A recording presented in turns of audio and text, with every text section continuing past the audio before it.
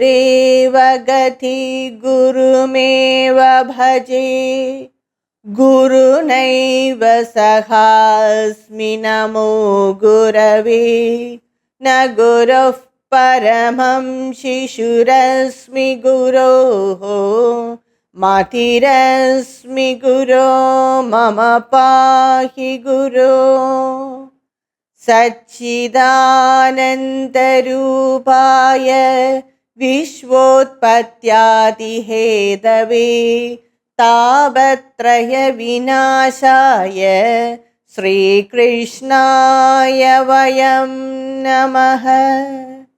कृष्णाय वासुदेवाय हरये परमात्मने प्रणतः क्लेशनाशाय गोविन्दाय नमो नमः।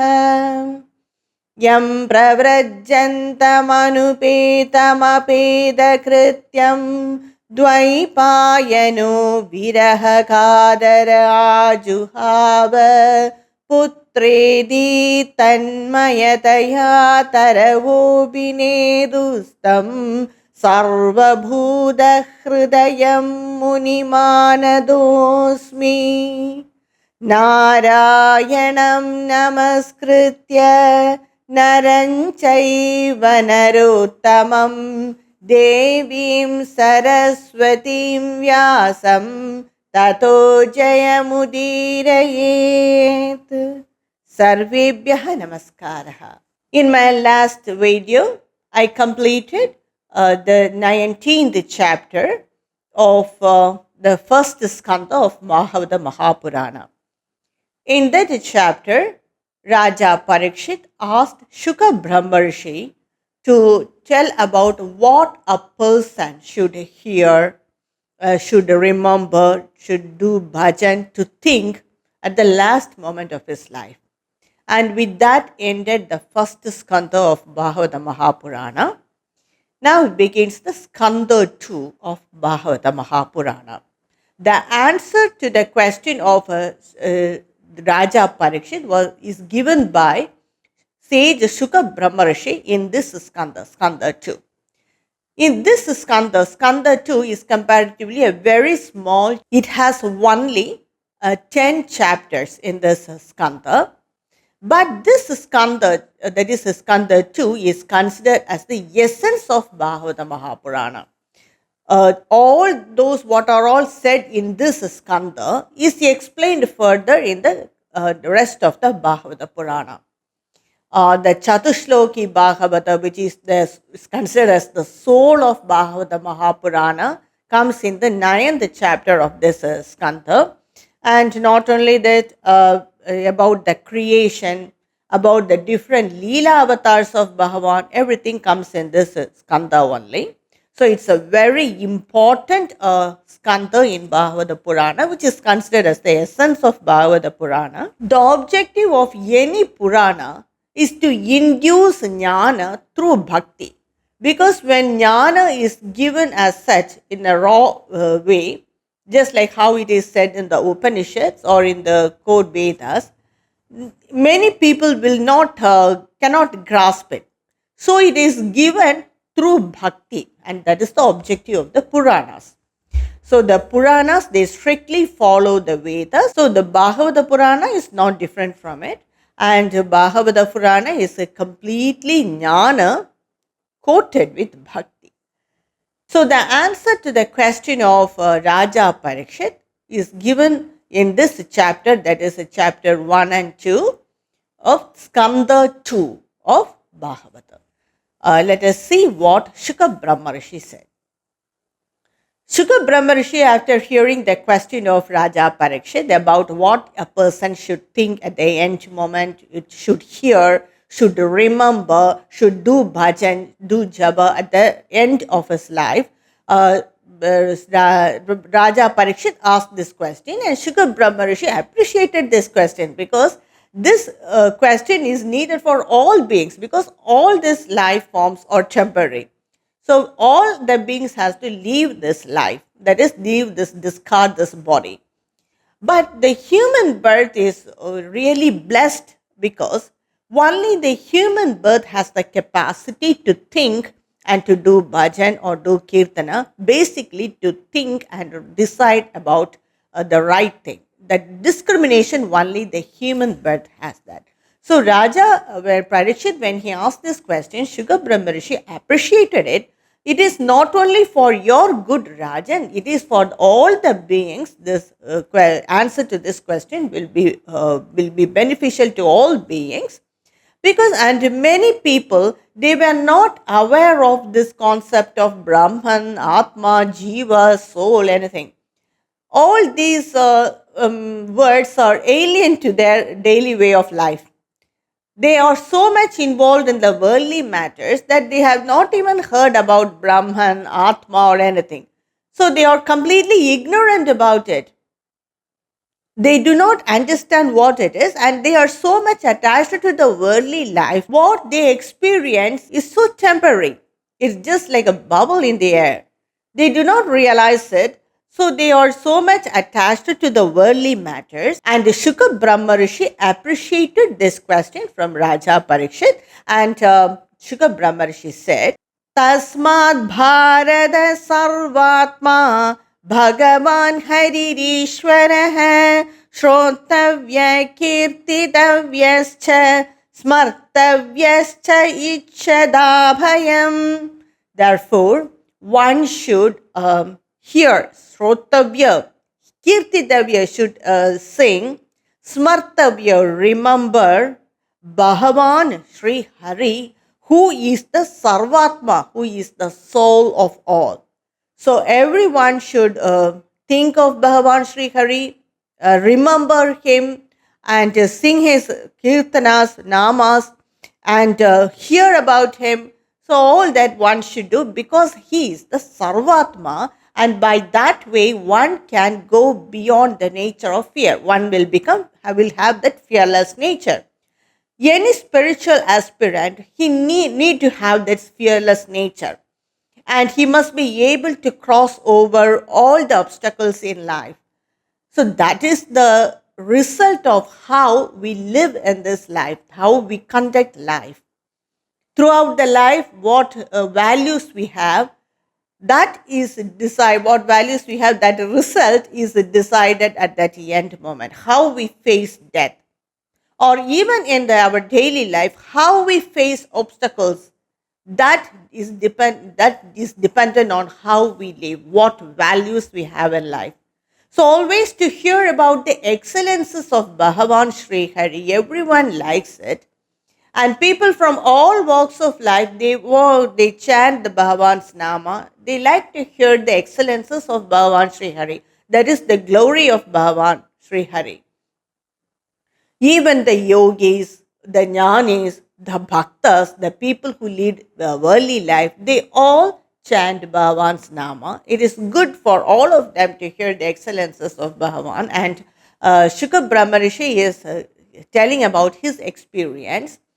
He is telling that I am an avaduta, I am a jnani, I am an yogi, I am an avaduta. I do not have any worldly desires. But still, at the end of the Dwapara Yuga, when my father Bhagavan Veda Vyasa wrote this Bhagavata Purana, I came forward and asked my father to teach Bhagavata Purana.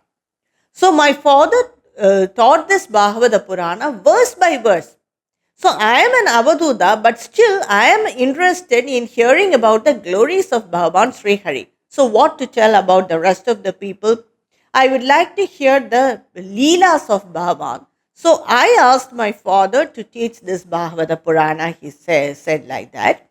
And he says, Yedan nirvidyamananami yichada akrudho bhayam yoginam nirnitam harirnamanukirtanam. In this shloka, the glory of chanting Bhagavan's Nama is very well said.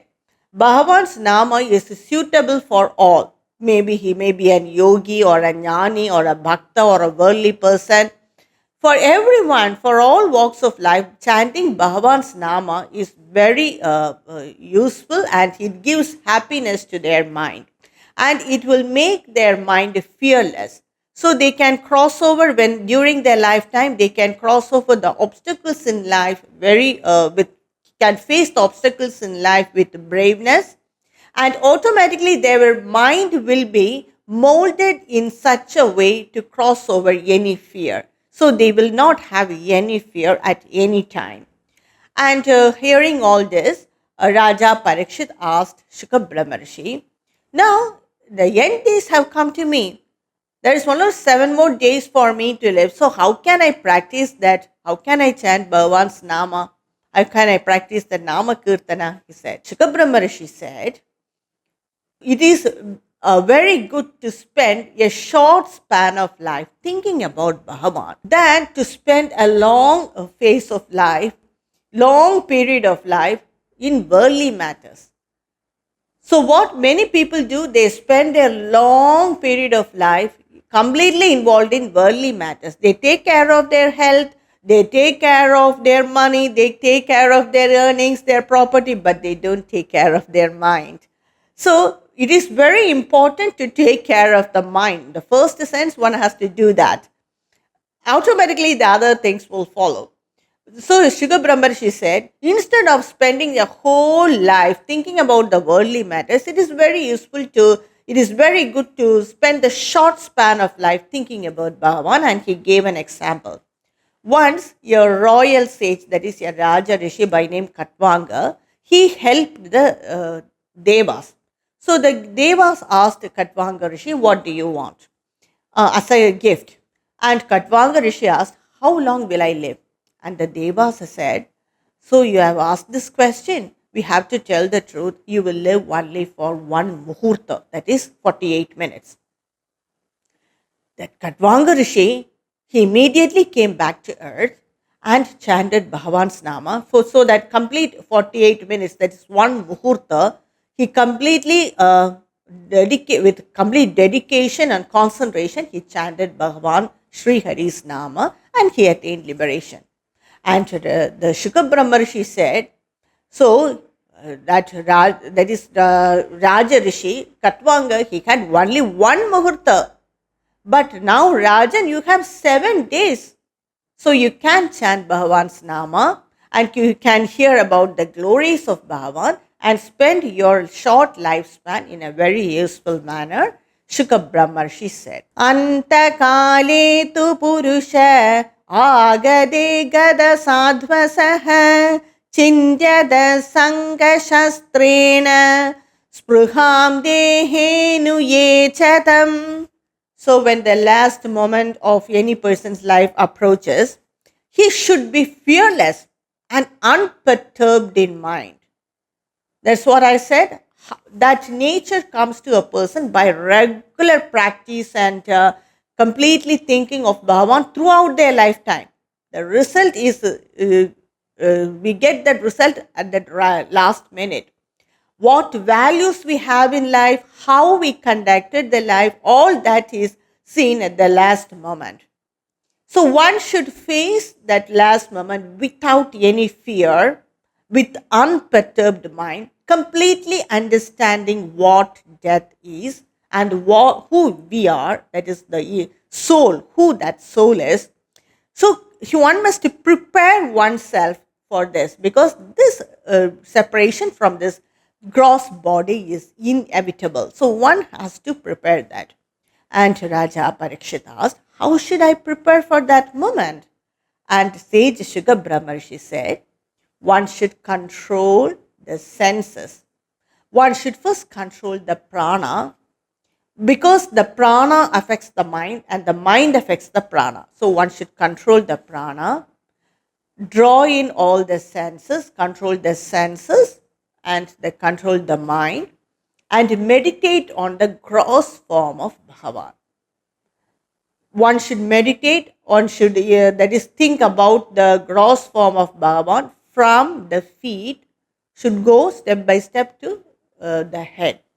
Like that, one should concentrate on the gross form of Bhagavan, think about his glories, and experience that happiness. First, one should think the whole form of Bhagavan. Then one should concentrate on one part of Bhagavan, just like concentrating on his feet or his Nayana, his two eyes, or his beautiful Mandahasa. Like this, one or his Abhaya Mudra, like this, according to our mind, we can select that a part of Bhagavan and completely concentrate, focus our mind on that part of Bhagavan. At one stage, even that should fade away from our mind. By bhakti, at this time only, by bhakti, bhakti leaves us to jnana. Just like how the rocket's taking the satellite, it just pushes the satellite in that orbit, put that satellite in that orbit and fall off. Just like that, we should, by bhakti, we should take our mind to jnana, leave it there and just be calm. That form itself should fade away from our mind. At that time, we will experience one and only bliss. That is, when we see the form, we experience a bliss, isn't it? A happiness, a feeling we will have. Only that feeling will remain. This form will fade away from the mind. So that bliss is the Supreme Mahavishnu. He is beyond that form. So our mind has merged with Bhagavan, completely with Bhagavan. We should stay in that state for some time. The jnanis and the yogis, they stay in that state permanently. But in the beginning, it is very difficult for us to achieve this state. We will concentrate, then we'll come out of concentration because of our daily worldly life problems, our busy way of life, everything. It will disturb us a lot, but we should still try, because when we try this, definitely we will get some result. So one should practice it repeatedly, again and again. One should practice it. Now, hearing this, Raja Parikshit asked, how should one concentrate? You're telling Rishi that one should concentrate, but how to concentrate? Because this form of Bhagavan, thinking about Bhagavan, is so subtle. It's a subtle meditation. Everyone cannot achieve this in the beginning itself. So how can I concentrate? And how do you say that it will remove the weakness of my mind, all the impurities of my mind? Now the Rishi said, in the beginning, it is definitely difficult. So one should think of the gross form. Gross form in the sense, one should imagine this whole world as Bhagavan. That is the Virat Purusha meditation. Just like how Bhagavan Sri Krishna showed to Sri Arjuna the cosmic form of Bhagavan. So one should include everything in this universe in the form of Bhagavan. That is the Virat Purusha meditation. So for that, one should first sit in a steady posture. One should practice it because no one can sit like that for some time. It is based on our mind. If the mind is too rajasic, they cannot sit in a place even for a second. If they are sattvic people, they can sit but not long. Especially when we try to concentrate, we cannot sit. So one must first practice that. When the mind moves, the body also will move, or at least the eyeballs will move. So one should first practice it to sit in a posture, any comfortable posture, without moving.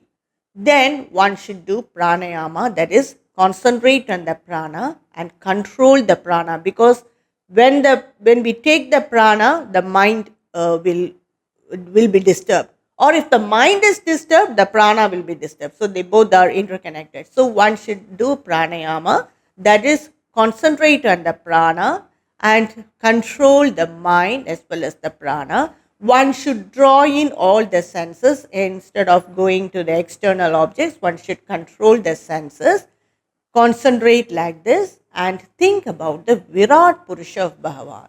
Virat Purusha includes this entire universe. All the 14 lokas are included in this Virat Purusha meditation.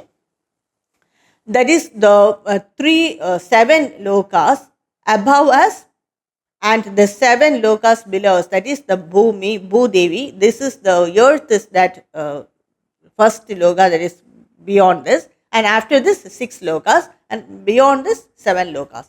Like this, one has to think. And Shuka Brahmarshi explains the Virat Purusha meditation, Virat Purusha of Bhagavan, very clearly. Let us see that.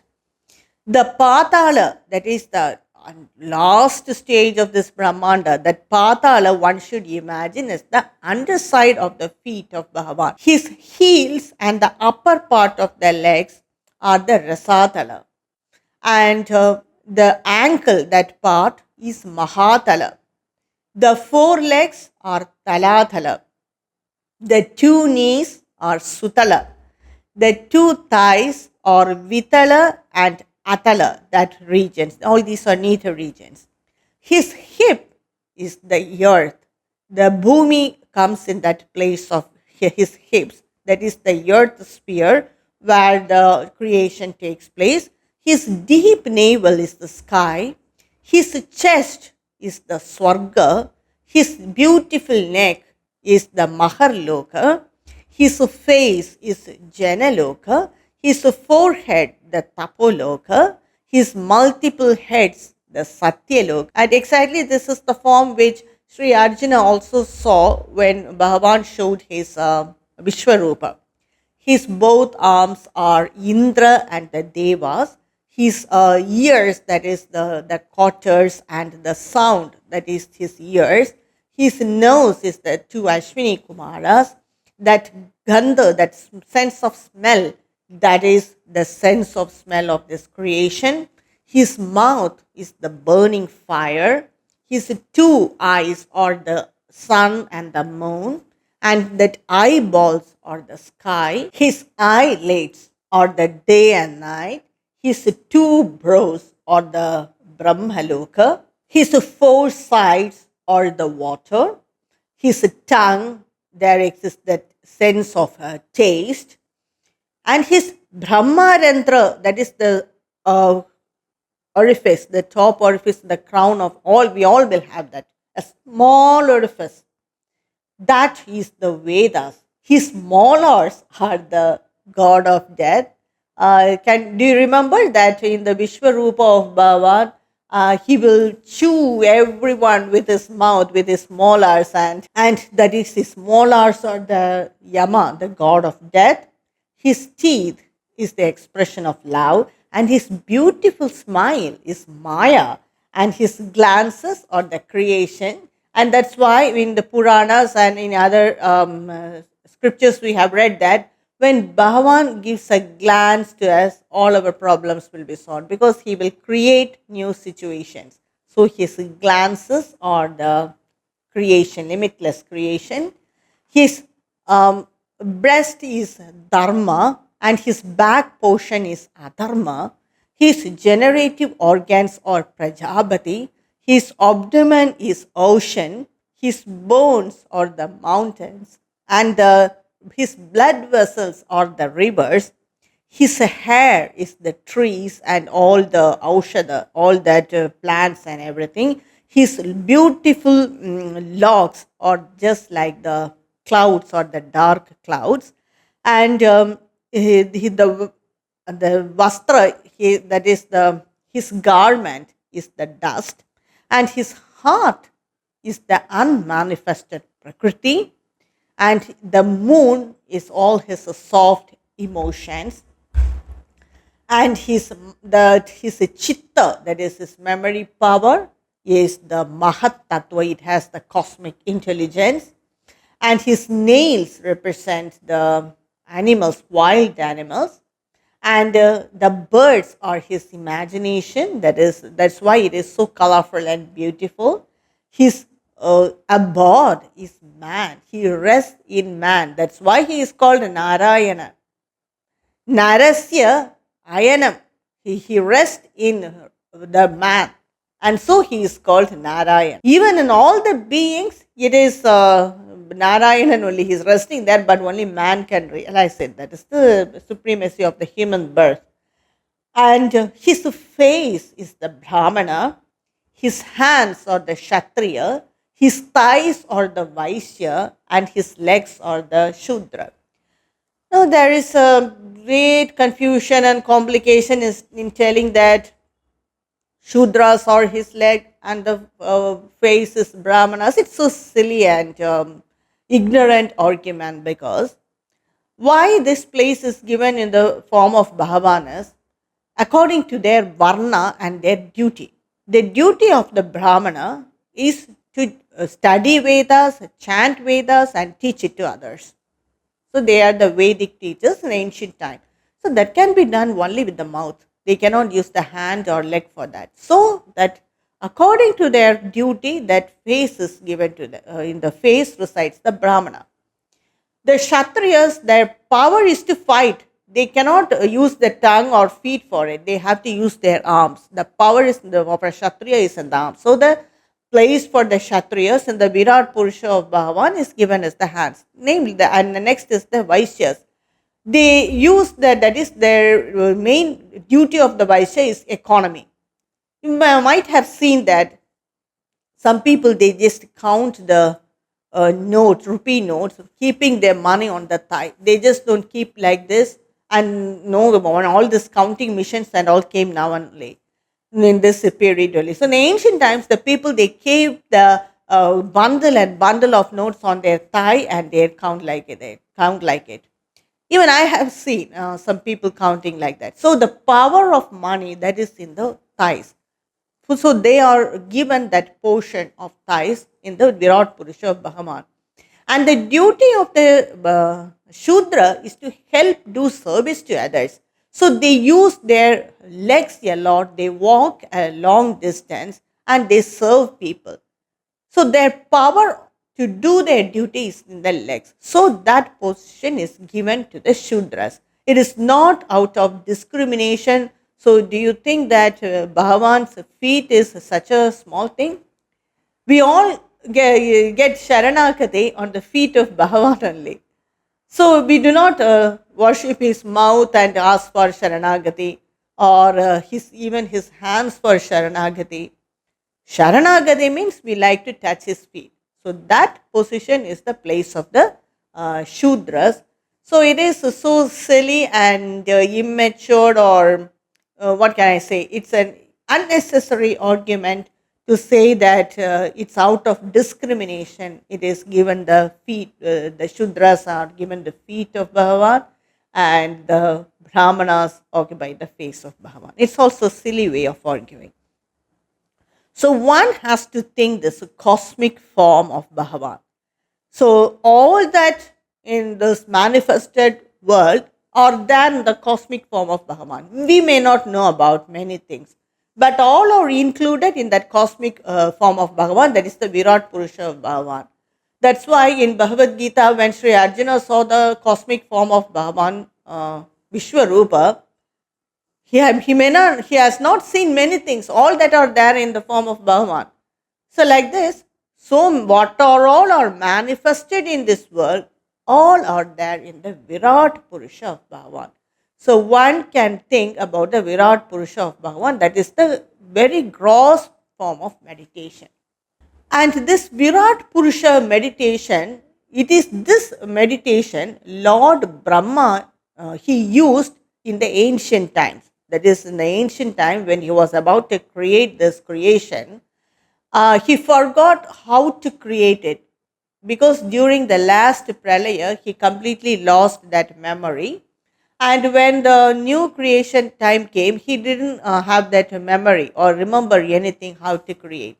So immediately he saw this Virat Purusha of Bhagavan in his mind, and by the blessing of Bhagavan, he was able to bring the new creation.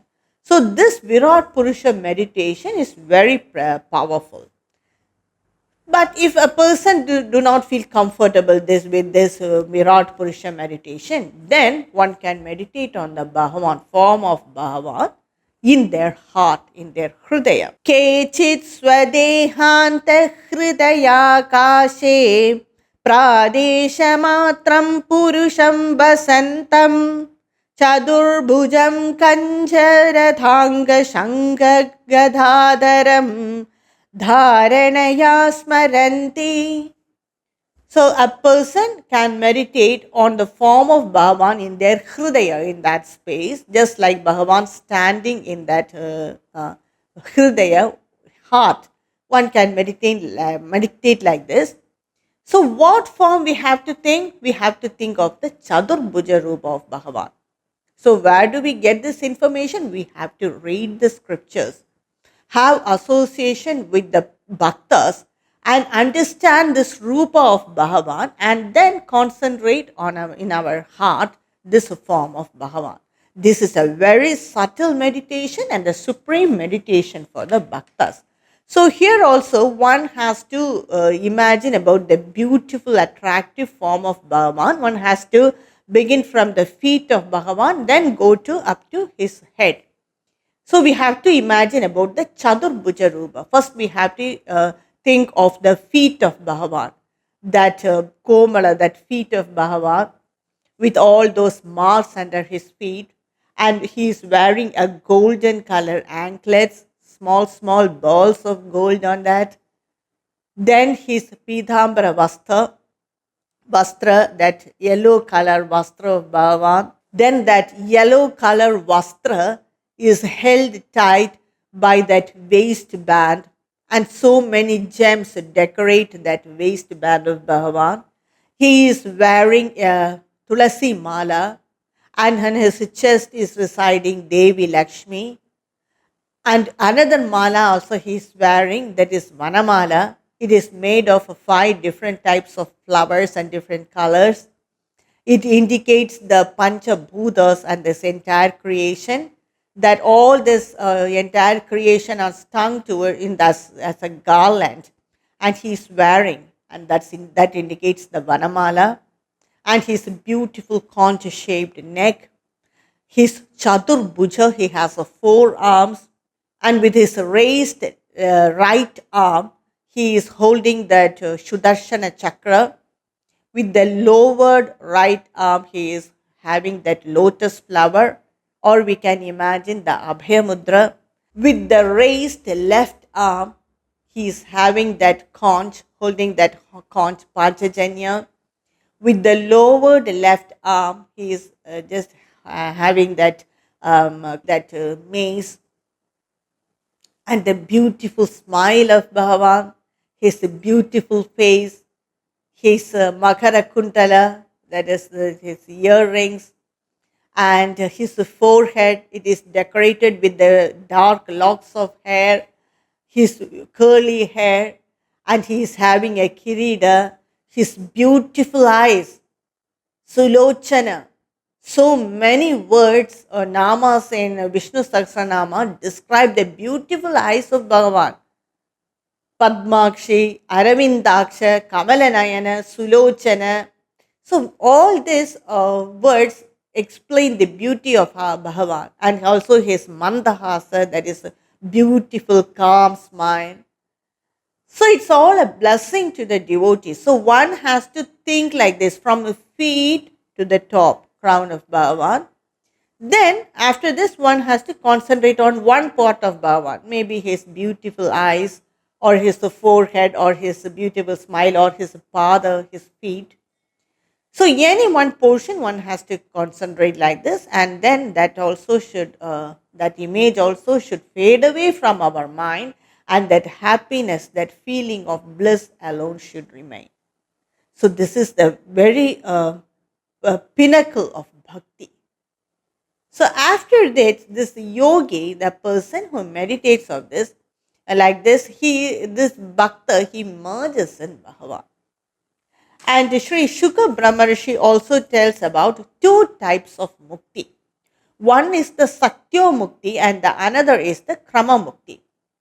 That is, a yogi, he has to take his prana with consciousness. He has to take the prana out of his body. First, he has to sit in a steady posture, then control the prana, the mind, and the senses.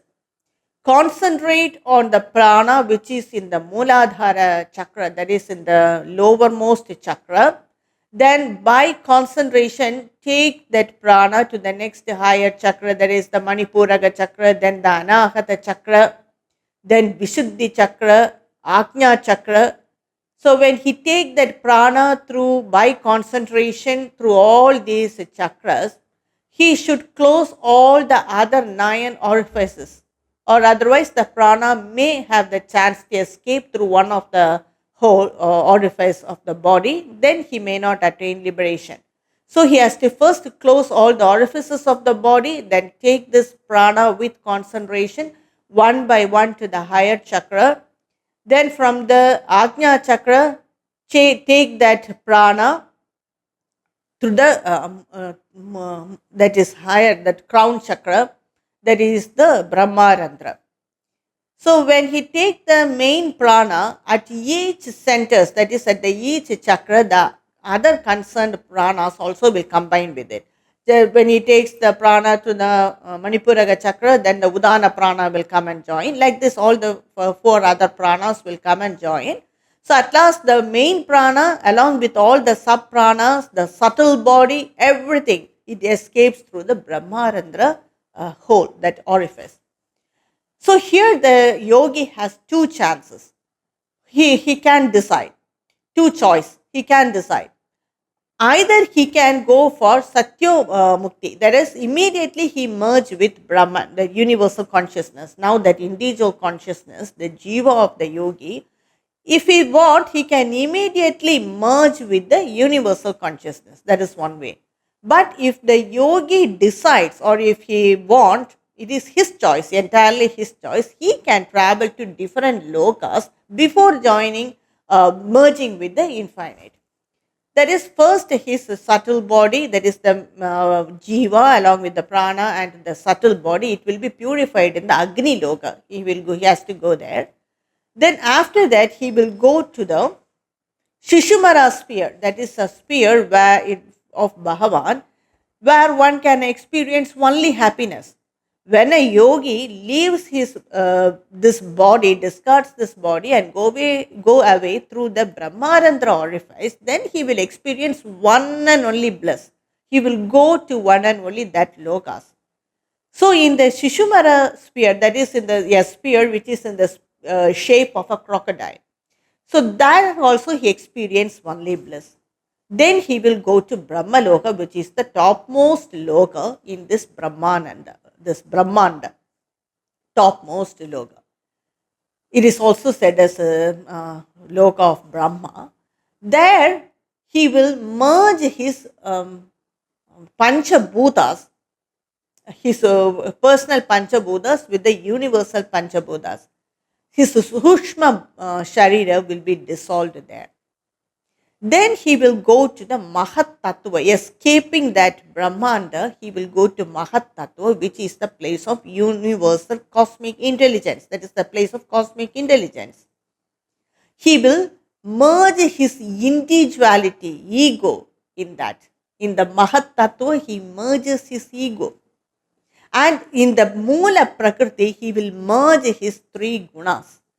So now that jiva, it cannot be said as a jiva, because only when there is individuality, ego, basic ego, then it can be said as a jiva, because when that individuality takes is formed, immediately impressions are formed, the consciousness of I is formed, so that will be separate.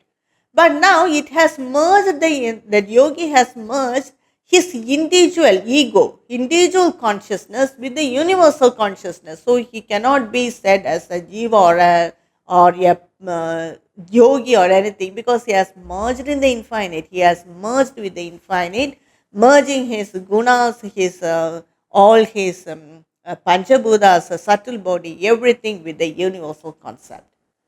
So a yogi or any jnani or anyone going to this phase, he will never return back. He merges in Brahman. So this is the Krama Mukti, that is a step by step Mukti. Like this also a yogi can select. So these are the 2 ways Shukra Brahmarshi says to Raja Parikshit. तस्मात् सर्वात्मना राजन् हरिः सर्वत्र सर्वदा श्रोतव्य कीर्तितव्यश्च स्मर्तव्यो भगवान् नृणाम्. Therefore, Rajan, always think about Bhagavan Sri Hari, who is our indwelling spirit. Shrotavya, hear about his glories. Kirtitavya, sing about his glories. Smartavya, remember about him always. He is the Sarvatma, he is the Atma of all of us, and that Bhagavan Hari should be taught by everyone, especially the person like you who is in the verge of death. So this Shuka Brahma Rishi said to Raja Parikshit. So with this ends chapter 2 of Skanda 2 of Bhagavata Mahapurana. I will continue with the rest of Bhagavata Purana in my next upload. Om Shri Narayana Khila Guru Bhagavan Namaste.